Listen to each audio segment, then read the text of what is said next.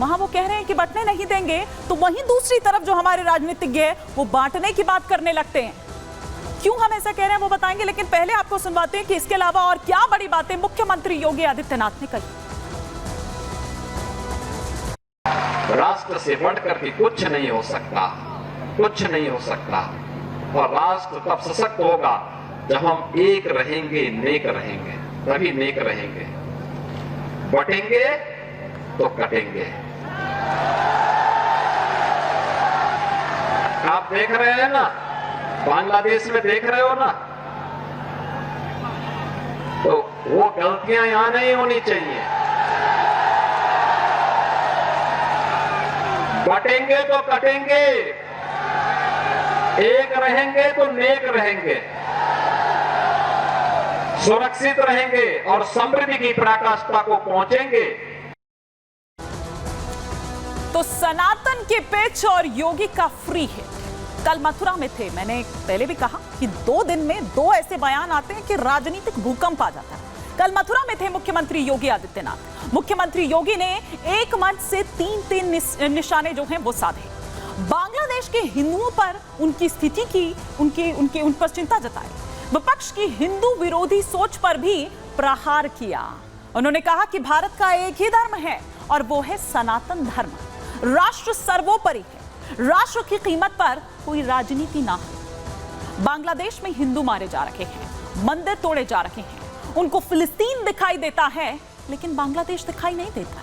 वो ये कहते हैं कि बांग्लादेश पर कोई भी एक शब्द अपने मुंह से कहने को तैयार नहीं होता है, जबकि ऑल आइज ऑन रफा, इस तरह की जो ट्वीट हैं, इस तरह की जो तस्वीरें हैं वो जरूर दिखाई जाती हैं, उस पर जरूर बोला जाता है। लेकिन बांग्लादेश के हिंदुओं पर उनकी क्या स्थिति है और कहां 27% से 8% अगर ये स्थिति हो गई है तो ये क्यों है, इस पर कोई बात नहीं करता है।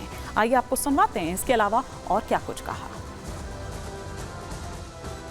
इन सब के मुंह बंद है बांग्लादेश की घटना पर, कोई बोलना नहीं चाहता क्योंकि उन्हें भय है अगर वो बोलेंगे तो उनके वोट बैंक खिसकते हुए दिखाई देंगे। उनके पैरों के नीचे की जमीन जिस पर वे लोग खड़े हैं, वे अंगारे उनको ही जलाते हुए दिखाई दे रहे होंगे और इसलिए वे मौन हैं, बोल नहीं सकते। जो लोग दुनिया के अंदर अन्य मुद्दों पर बोलते हैं, मुखर होकर के बोलते हैं, उनको फिलिस्तीन दिखाई देता है लेकिन बांग्लादेश नहीं दिखाई देता। उनको दुनिया के अंदर अन्य जगह दिखाई देती है लेकिन बांग्लादेश नहीं दिखाई दे रहा है, क्योंकि वहां मंदिर तोड़े जा रहे हैं और हिंदू मारा जा रहा है, संतों पर अत्याचार हो रहा है। दुनिया के अंदर कोई देश ऐसा है, कोई मत, मजहब, संप्रदाय ऐसा है जो ये कह सकता हो कि उनकी उत्पत्ति भी इतनी पुरानी हुई हो?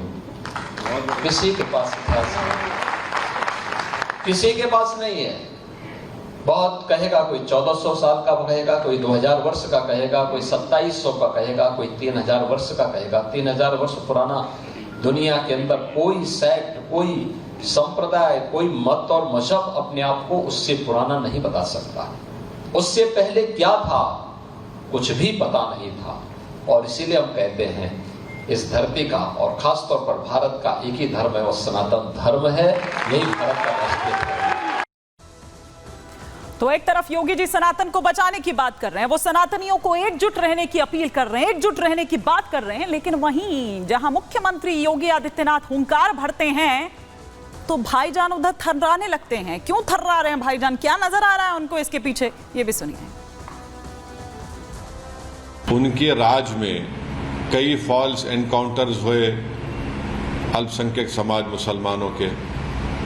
उनके राज में आज भी बुलडोजर के जरिए मुसलमानों के घरों को तोड़ दिया जाता है। वो खुद हेट स्पीच देते हैं मुसलमानों के बारे में।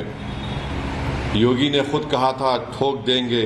तो जब वो खुद इस तरह की बातें करते हैं और देश की अखंडता और यूनिटी की बात जब वो करते हैं, तो उनके मुंह से जब इतने सब अनाप शनाप बातें निकलती हैं तो फिर वो तो कुछ और ही बात कर रहे हैं। तो बांटेंगे तो कटेंगे, भाई आप ही तो बांट रहे हैं। तो वैसे साहब ये कह रहे हैं कि बांटने की बात भी तो आप ही कर रहे हैं। इधर बांग्लादेश में हिंदुओं के अत्याचार पर दरअसल वो सभी का ध्यान आकर्षित करते हैं। बांग्लादेश में महज 8% हिंदू आबादी रह गई है। इस्लामिक कट्टरपंथियों के निशाने पर हैं हिंदुओं के घरों पर रोजाना वहां पर हमले हो रहे हैं। लेकिन ये यहां विपक्ष को नजर नहीं आता है। ये उन्होंने कहा कि हिंदुओं के मंदिरों को बनाया जा रहा है निशाना। इस्कॉन मंदिर को आग के हवाले कर दिया गया और आज लोग वहां पर जन्माष्टमी का पर्व मना रहे हैं। आज कई लोग ऐसे होंगे जो व्रती होंगे, व्रत रखे हुए होंगे जिन्होंने, लेकिन वो जा नहीं सकते उन मंदिरों में।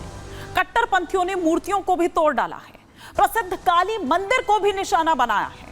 बांग्लादेश के 97 इलाकों में हिंदुओं पर हमला, हसीना कैबिनेट के हिंदू सांसदों की हत्या की, हिंदू प्रोफेसर के हथौड़े से हत्या की गई। आप ये देखिए, और जबरदस्ती उनको देखिए, आपकी नौकरी पर भी किस तरह से डाका डाला जाता है। इधर बांग्लादेशी लोक गायक राहुल आनंद के घर पर भी हमला बोला जाता है। तो हिंदुओं पर यह हमला हो रहा है, लेकिन विपक्ष इधर चुप्पी साधे बैठा हुआ है। ये उन्होंने कहा कि राहुल गांधी चुप है। वो वैसे हर मुद्दे पर बोलेंगे, लेकिन इस मुद्दे पर नहीं बोलेंगे। उनको गाजा दिखाई देगा, लेकिन उनको बांग्लादेश दिखाई नहीं देगा। अखिलेश यादव की बात करें तो वो चुप है। ममता बनर्जी की बात अगर करें तो वो चुप्पी साधे हुए हैं। लालू प्रसाद यादव वो भी चुप्पी साधे हुए हैं। अरविंद केजरीवाल वो तो बेचारे वैसे ही जेल में है, तो वो तो चुप्पी साधे हुए हैं। उनकी तरफ से कुछ नहीं आता है, उनकी पार्टी की तरफ से कुछ नहीं आता है। लेकिन राहुल गांधी और अखिलेश यादव की अगर बात करें, देखिए जैसे ही ये बयान सामने आता है तो उसके तुरंत बाद ही अखिलेश यादव तो बांटने की बात करने लगते हैं, वो जातीय जनगणना की बात करने लगते हैं। क्या कह रहे थे अखिलेश यादव और राहुल गांधी, सुनिए। मैं चाहता था कि बजट में जाति जनगणना की बात उठे, जो पूरा देश चाहता है। 90% हिंदुस्तान जाति, 95% जाति जनगणना चाहता है। कौन चाहते हैं? दलित चाहते हैं, आदिवासी चाहते हैं, पिछड़ा वर्ग चाहता है, गरीब जनरल कास्ट के लोग चाहते हैं, माइनॉरिटी चाहते हैं, सब चाहते हैं, क्योंकि सब लोगों को यह पता लगाना है कि हमारी भागीदारी कितनी है, हमारी हिस्सेदारी कितनी है। राजनीति का चक्र वहां पहुंच गया है कि हर दल आज जाति जनगणना की बात कर रहा है। अब हमें उम्मीद है कि जाति जनगणना भी होगी और जो डेटा तैयार होगा वो जनता के सामने लाया जाएगा। हम सब वो लोग हैं जो पीडीए परिवार का सम्मान चाहते हैं और सम्मान मिले उन्हें। तो सुना आपने अखिलेश यादव को और राहुल गांधी को। लेकिन आइए अब जरा इस पर हम, ये तो हमारे राजनीतिक, ये तो हमारे सियासतदान हो गए, लेकिन जो आम जनता है वो क्या कुछ कह रही है। सीधा मथुरा में रुक करते हैं। हमारी सहयोगी महिमा इस वक्त हमारे साथ जुड़ी हुई है। महिमा, यूं तो मौका जन्माष्टमी का है और वहां पर सब उसी धूम में भी होंगे, लेकिन पिछले 2 दिन में, और स्पेशली अगर मैं आज के योगी आदित्यनाथ के बयान की बात करूं, तो क्या इन लोगों को पता है ये लोग किस तरह से रिएक्ट कर रहे हैं, क्या प्रतिक्रिया इनकी? बिल्कुल आप सही कह रहे हैं हिमानी। और सबसे बड़ी बात ये, उत्तर प्रदेश के मुख्यमंत्री योगी आदित्यनाथ की अगर बात की जाए तो आज मथुरा पहुंचे थे। सुबह के समय सबसे पहले उन्होंने जन्मभूमि पूजा अर्चना की और उसके बाद उनका संबोधन हुआ, जिसमें उन्होंने साफ तौर पर एक बात कही कि अगर एकजुट होंगे तो ठीक होगा, अगर बटोगे तो कटोगे। लेकिन इस पूरे मामले को लेकर हमने देखा कि कैसे असदुद्दीन ओवैसी की टिप्पणी सामने आई। अच्छा, देवकीनंदन ठाकुर से हमने बात की इस पूरे मामले को लेकर। उन्होंने कहा कि ये तो ठीक बात की उत्तर प्रदेश के मुख्यमंत्री योगी आदित्यनाथ ने, क्योंकि जब से उनकी तरफ से बयान दिया गया जहां एक तरफ राजनीति हो रही है, उन्होंने बांग्लादेश का एग्जांपल दिया, कोलकाता का एग्जांपल दिया। कुछ लोग इस वक्त हमारे साथ हैं, उनसे इस पूरे मामले को लेकर रिएक्शन ले लेते हैं। दर्शन कर लिए? हाँ कर ले मैम। ये बताइए, उत्तर प्रदेश के मुख्यमंत्री योगी आदित्यनाथ ने कहा कि हिंदुओं को एकजुट होने की जरूरत है, ठीक कहा क्या? ठीक किया। ठीक कहा, हिंदुओं को एकजुट होने की जरूरत है। बिल्कुल जरूरत है जी, ताकि हम भी अपना दर्शन अच्छे से करें।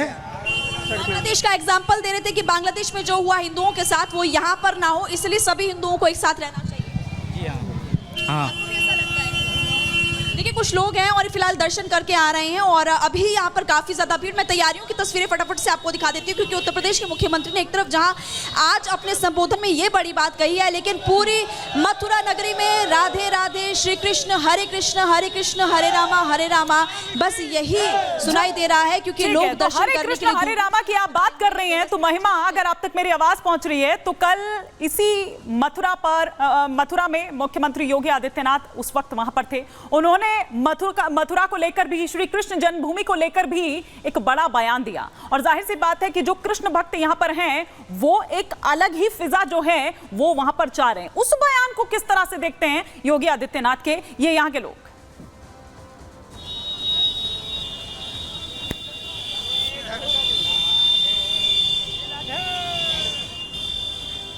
चलिए, महिमा का मैं रुख करूंगी, लेकिन चूंकि जन्माष्टमी का आज मौका है और वो धूम जो है देश भर में दिखाई दे रही है।